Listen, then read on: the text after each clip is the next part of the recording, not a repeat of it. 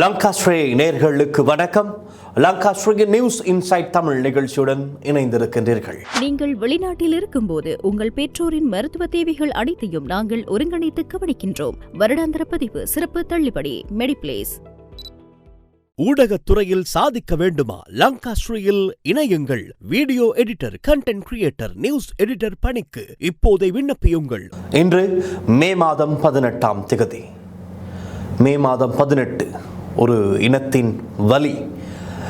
2009ஆம் ஆண்டு இறுதி யுத்தத்தின் போது கொல்லப்பட்ட பல்லாயிரக்கணக்கான மக்களை நினைவு கூறும் நிகழ்வுகள் இன்று காலை தொடக்கமே இலங்கையின் பல பகுதிகளில் இடம்பெற்று வருகிறது. குறிப்பாக தமிழ் மக்கள் செறிந்து வாழ்கின்ற பகுதிகளில் தான் நினைவேந்தல் நிகழ்வுகள் இடம்பெறுகின்றது.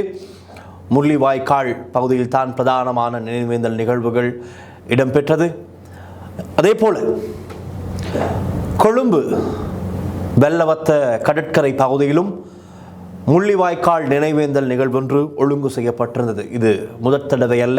இதற்கு முன்பதாகவும் ஒரு கோல்ஃபேஸ் அறகலைய காலி முகத்துடல் அறகலைய காலகட்டத்திலிருந்தே 2022 மே 18 கொழும்பிலே இந்த நினைவேந்தல் நிகழ்வுகள் செய்ய ஆரம்பிக்கப்பட்டது. அன்று தொடக்கம் ஆரம்பமான அந்த முள்ளிவாய்க்கால் நினைவேந்தல் நிகழ்வு இன்றைய தினமும் கொழும்பு வெள்ளவத்த கடற்கரையில் ஒழுங்கு செய்யப்பட்டிருந்தது. அலெக்சாண்ட்ரா வீதிக்கு எதிரே தான் இன்றும் ஒழுங்கு செய்யப்பட்டிருந்தது.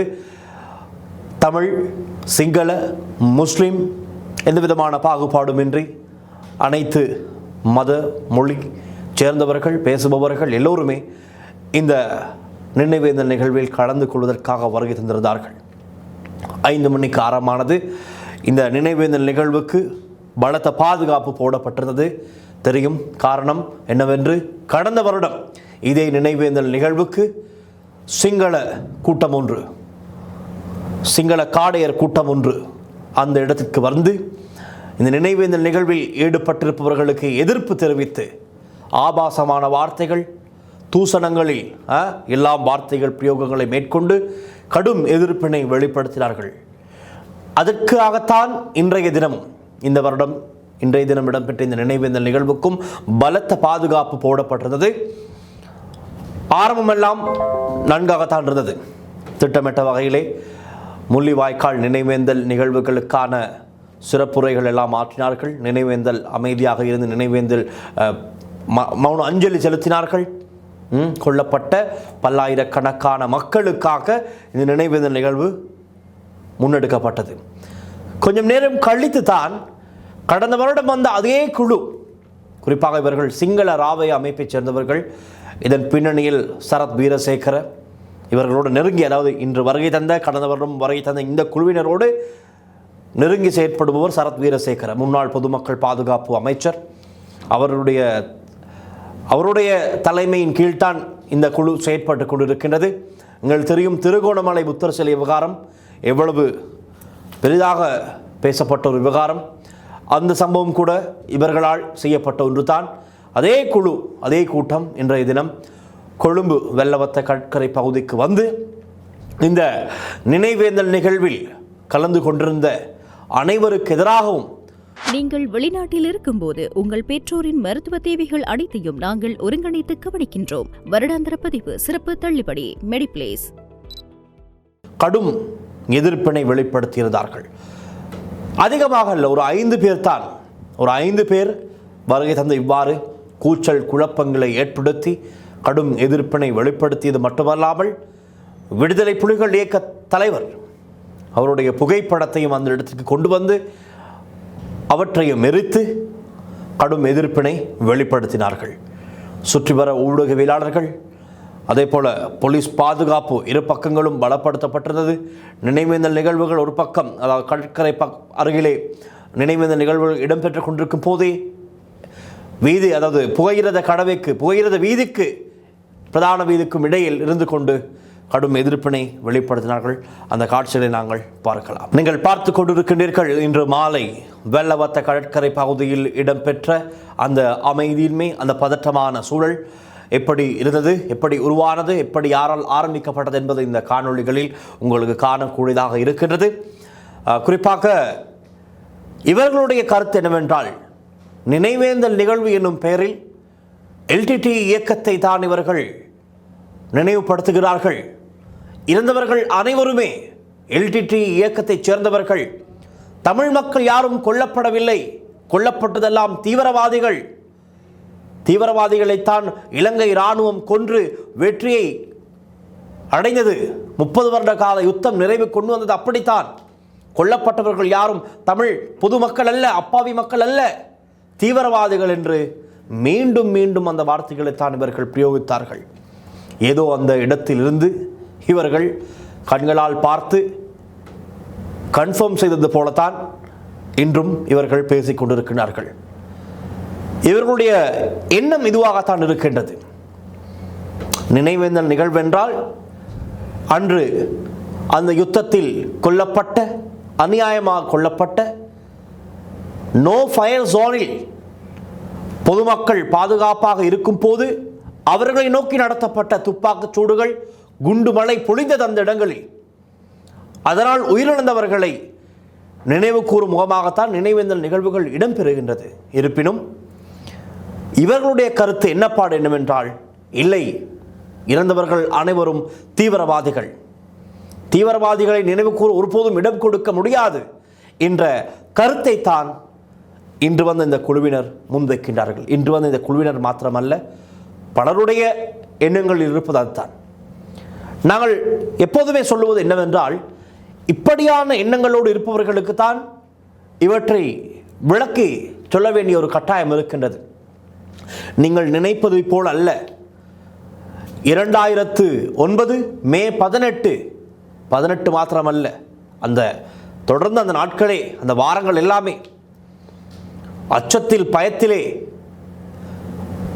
பாதுகாப்பான இடங்களை தேடிச் சென்ற மக்களும் கொல்லப்பட்டார்கள். அதற்கான ஆதாரங்கள் இருக்கின்றது.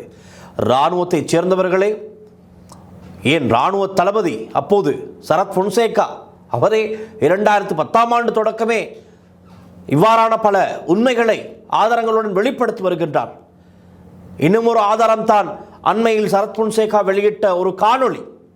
ஒரு வெளிநாட்டில் இருக்கின்ற ஒரு ஊடகவியலாளர் அவர் வெளியிட்ட ஒரு காணொளி என்று அவர் கூறிய விடயங்கள்.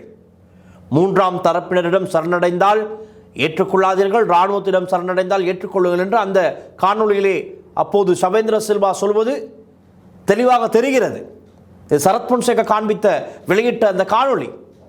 இப்படியெல்லாம் இருக்கும் போது, இவ்வாறான பல ஆதாரங்கள், சாட்சிகள் இருக்கும் போதும், இல்லை, கொல்லப்பட்டவர்கள் அனைவருமே தீவிரவாதிகள் தான் என்று ஒட்டுமொத்தமாக இவர்கள் இந்த தமிழ் இனத்தையே தீவிரவாதிகளாக பார்க்கின்றார்கள், இன்னமும் காண்பிக்க முயற்சிக்கின்றார்கள்.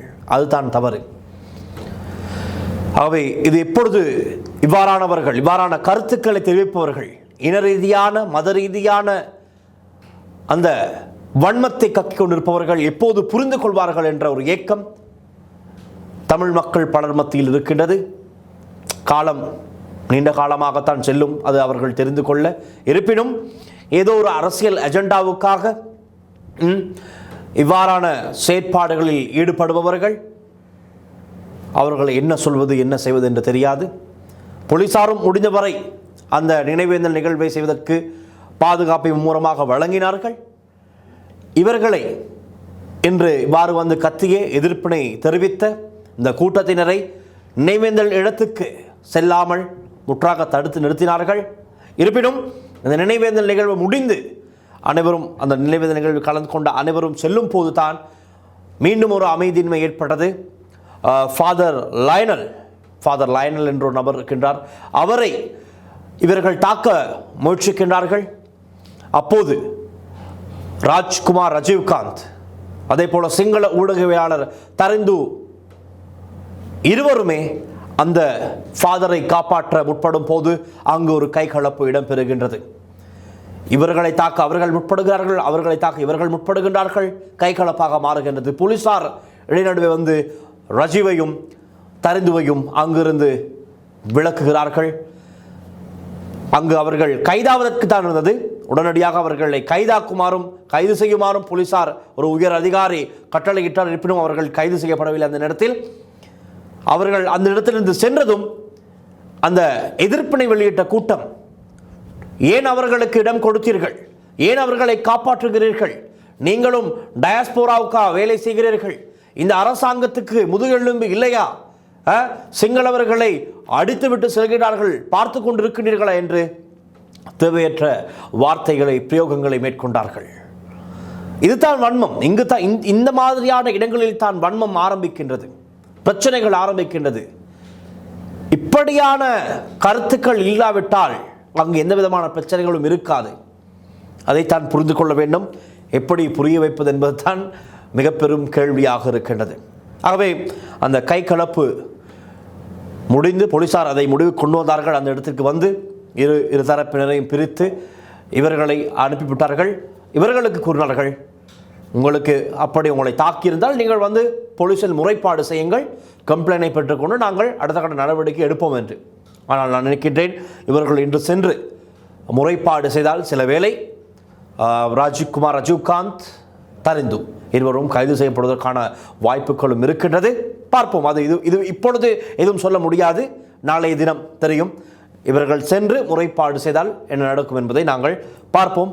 அதற்கு அடுத்த கட்டமாக போலீசார் எப்படியான நடவடிக்கைகளில் ஈடுபட போகிறார்கள், இந்த விடயத்தை அவர்கள் எப்படி பார்க்க போகிறார்கள் என்று. இதுதான் இன்று கொழும்பு வெள்ளவத்தை பகுதியில் இடம்பெற்ற முள்ளிவாய்க்கால் நினைவேந்தல் நிகழ்வில் நடந்த சம்பவம்.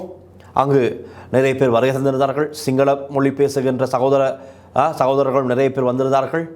அவர்களும் எங்களுக்கு குரல் பதிவுகளை வழங்கியிருந்தார்கள். இந்த நினைவேந்தல் நிகழ்வு குறித்து அவர்களுடைய எண்ணம் என்பது குறித்தும் பேசியிருந்தார்கள். சட்டத்தரணிகள் நிறைய பேர் அந்த இடத்திற்கு வருகை தந்திருந்தார்கள். ஒவ்வொரு வருடமும் இங்கு வருகை தருவர்களுடைய எண்ணிக்கை அதிகரிக்கின்றது. அதே போல புதிய முகங்கள் வந்து இந்த இடத்தில் நினைவேந்தல் நிகழ்விலே கலந்து கொள்கின்றார்கள். அதையும் காணக்கூடியதாக இருந்தது. பாதுகாப்பு போலீசார் இரு தரப்புக்கும் பாதுகாப்பை பலப்படுத்திய வழங்கியிருந்தார்கள். எந்த விதமான இடையூறும் இல்லாமல் இவர்களுக்கு இதை ஒழுங்கு செய்தவர்களுக்கு இந்த நினைவேந்தல் நிகழ்வை அழகாக செய்து முடிக்கக்கூடிய ஒரு சூழல் தான் அங்கு இருந்தது. இல்லை என்று சொல்ல முடியாது. போலீசார் பாதுகாப்பாக அதை செய்ய இடம் கொடுத்தார்கள், அதை சொல்லியே ஆக வேண்டும். ஆனால் இந்த எதிர்ப்பினை தெரிவிக்க வந்தவர்கள் தான், அவர்கள் தொடர்ந்தும் ஒவ்வொரு வருடமும் வருபவர்கள் தான் இந்த வருடமும் எதிர்பார்த்தவாறு வருகை தந்திருந்தார்கள். பிறகு கழகம் அடக்கும் படையினரும் அந்த இடங்களுக்கு வரவழைக்கப்பட்டார்கள். எதெப்படியோ ஒரு வகையில் இன்றைய தினத்துக்கான முள்ளிவாய்க்கால் நினைவேந்தல் நிகழ்வு அமைதியான முறையில் செய்து முடிக்கப்பட்டது.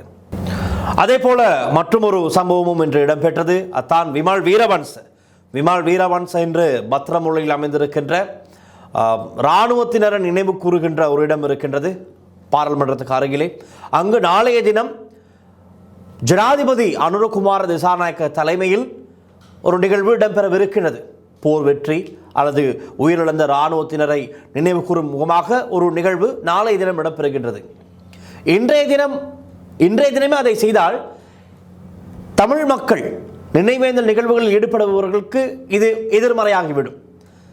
அது பல பிரச்சனைகளை தோற்றுவிப்பதற்கான வாய்ப்புகள் இருக்கிறது. அதன் காரணமாகத்தான் இன்றைய தினம் மே 18 தமிழ் மக்களின் நினைவேந்தல் நிகழ்வாக பல இடங்களில் இந்த நிகழ்ச்சிகள் இடம்பெற்றது. நாளைய தினம் இராணுவத்தில் உயிரிழந்தவர்களை நினைவு கூறும் தினமாக தேசிய நிகழ்வு இடம்பெறவிருக்கின்றது. ஆனால் இன்று விமல் வீரவன்ச போன்றவர்கள் எப்படியான செயற்பாடுகளில் ஈடுபடுவார்கள், அவருடைய கருத்துக்கள் எல்லாம் எப்படி இருக்கும் என்பது உங்களுக்கு நன்காகவே தெரியும் தானே. அதன் அடிப்படையில் தான் இன்று ஏதாவது ஒரு நிகழ்ச்சியை செய்த வேண்டும். எப்படியாவது இன்று அனைத்து செய்திகளிலும் பிரதான செய்தியில் நான் வந்துவிட வேண்டும் என்ற ஒரு ஆசை எண்ணம் அவர்களுக்கு இருக்கின்றது. அதன் தூர நோக்கம் என்ன என்பது குறித்து எங்களுக்கு தெரியாது. அதே போல இன்றைய தினம் பத்திரமுள்ள அந்த இடத்திற்கு சென்று குழுவாக சென்று போலீசார் அங்கு குறிப்பிடுகிறார்கள், இன்று யாரும் இந்த இடத்துக்கு செல்ல முடியாது, நாளை தான் இந்த இடத்திலே ஜனாதிபதி தலைமையில் ஒரு சிறப்பு நிகழ்வு, தேசிய நிகழ்வு இடம்பெறவிருக்கின்றது. இப்போது அதற்கான பயிற்சிகள் எல்லாம் இடம்பெற்றுக் கொண்டிருக்கின்றது. ரிஹர்சல்ஸ் அவையெல்லாம் இடம்பெற்றுக் கொண்டிருக்கின்றது. ஆகவே இப்பொழுது அவற்றுக்கு இடையூறு ஏற்படுத்தும் வகையில் யாரும் அங்கு செல்ல அனுமதி இல்லை என்று அங்கு இருக்கின்ற பாதுகாப்பு கடமையில் ஈடுபட்டுக் கொண்டிருக்கின்ற போலீசார் தெரிவிக்கிறார்கள். அதையும் மீறி இராணுவ வீரர்கள் என்று சொல்ல முடியாத இந்த அரசாங்கத்துக்கு ஜனாதிபதியின் போலீஸாக இருக்க வேண்டாம், என்பிபி ஜேவிபியின் போலீஸாக இருக்க வேண்டாம், எங்களுடைய இராணுவ வீரர்கள் இந்த யுத்த வெற்றியை நாங்கள் கொண்டாட வேண்டும் என்று அடித்து உடைத்து கொண்டு விமல் வீரவன்சம் முன்பாக செல்கிறார். அங்கு போலீசாரும் இவர்களும் தள்ளுமுள்ளு ஏற்படுகின்றது. ஒரு கட்டத்திலே விமல் வீரவன்சம் ஓட முடியாமல் கஷ்டப்பட்டு ஓடி வந்து ஒரு இடத்திலே கீழே விழுந்து விடுகிறார். கீழே விழுந்து எழுந்து மீண்டும் சென்று என்ன செய்வதென்று தெரியாது, ஒரே டென்ஷன். விழுந்து விட்டாரே, விழுந்து காண்பித்து அதெல்லாம் இன்று பிரதான செய்திகளிலே மிகவும் ஹைலைட்டாக போகிறது. அது கன்ஃபார்ம், ஷுவர். அதற்காகத்தான் அவருடைய அந்த செயற்பாடு அமைந்திருந்தது. பிறகு வந்து அந்த அங்கிருந்த போலீசார் குறுகிறார்கள்.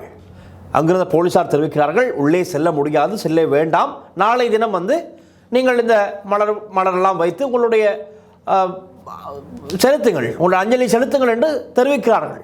அதையும் மறுத்து, இல்லை நான் இன்றே வைத்து விடுவேன், இன்றே வைப்பேன், கடந்த வருடமும் நான் வந்தேன், இன்றும் வந்திருக்கின்றேன், நான் இதை செய்தே ஆக வேண்டும் என்று முரண்பட்டு வற்புறுத்தலாக அதை செய்ய முற்படுகிறார். மீண்டும் ஒரு அமைதியின்மை, கருத்து முரண்பாடுகள். பிறகுதான் உயர் அதிகாரிகள் வந்து சரி விடுங்கள், கேட் அந்த கேட் நுழைவாயிலில் வைத்துவிட்டு செல்லுங்கள் என்று சொன்னதும் அவரும் வைத்துவிட்டு செல்கிறார். ஆகவே அங்கு அதிகமாக குழப்பத்தில் ஈடுபட்ட ஒரு நபர் கைது செய்யப்படுகின்றார். விமல் வீரவன்சோடு வந்த ஒரு நபர், அவர் கைது செய்யப்பட்டதும் விமல் வீரவன்சம் தானாக ஏறி அந்த வண்டியிலே ஏறி அமருகிறார்.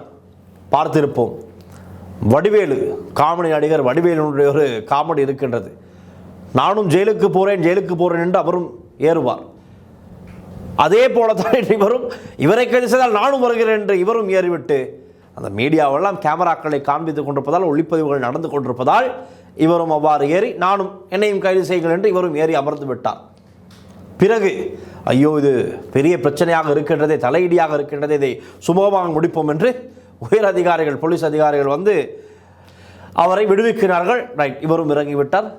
அனைவரும் அங்கிருந்து கிளம்பி சென்று விட்டார்கள். வாய்ஸ் கட் எதுவும் கொடுத்தாரோ தெரியவில்லை, கொடுத்தால் அதையும் நாங்கள் நினைத்துக்கொள்ள பார்க்கின்றோம். ஆகவே இன்று இதுதான் இடம்பெற்றது. இந்த நினைவேந்தல் நிகழ்வுகளுக்கு மத்தியிலே இன்று நடந்த மிக முக்கியமான சம்பவங்களாக இவைத்தான் பதிவாகி இருக்கின்றது. அதைத்தான் நாங்கள் இன்றைய நியூஸ் இன்சைட் தமிழ் நிகழ்ச்சியில் பேசியிருந்தோம். பார்க்கலாம், நாளை இது சம்பந்தமான கருத்துக்கள் நிறைய பேர் வாய் திறக்க வாய்ப்புகள் இருக்கின்றது. நிச்சயமாக சரத் வீரசேகர, உதயகம்மன் பிள்ளை, விமல் வீரவன்ஸ் ஆகியோர் கொழும்பு வெள்ளவத்தையில் நடந்த நினைவேந்தல் நிகழ்வு சம்பந்தமாக பேசுவதற்கு நிச்சயமாக வாய்ப்பு இருக்கின்றது. நாளைய தினம் அவர்களுடைய கருத்தையும் எடுத்துக்கொண்டு நியூஸ் இன்சைட் தமிழ் நிகழ்ச்சியில் சந்திக்கலாம். தொடர்ந்தும் லங்காஸ்ரீயுடன் இணைந்திருங்கள். இந்த சம்பவங்கள் குறித்த உங்களுடைய கருத்துக்கள் என்ன என்பதையும் கீழே கமெண்ட் செக்ஷனில் பதிவு செய்யுங்கள். நாளை சந்திக்கலாம். நன்றி, வணக்கம்.